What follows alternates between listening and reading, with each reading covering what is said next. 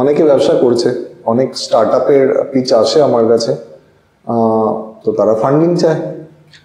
তো তো তাদের মানে ব্যবসাতে যদি আপনি বাড়াতে চান, টাকা তো লাগবেই।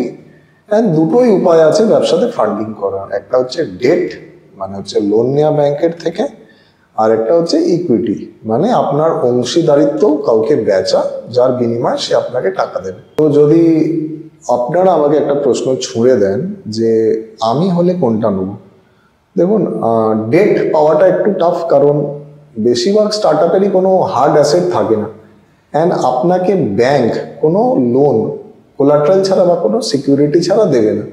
তো আমি হয়তো লোনটা সাইডেই রাখলাম।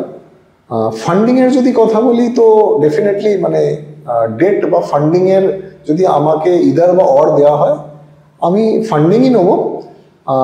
আমি সবসময় চাইবো যে আমার ব্যবসায় কোনো ইনভেস্টর আসুক, যে ব্যবসাটাকে বুঝবে, আমাকে সাপোর্ট করবে, অ্যান্ড আমাকে যদি তার কম্পিটেন্স থাকে, সে আমাকে মেন্টরশিপও প্রোভাইড করবে।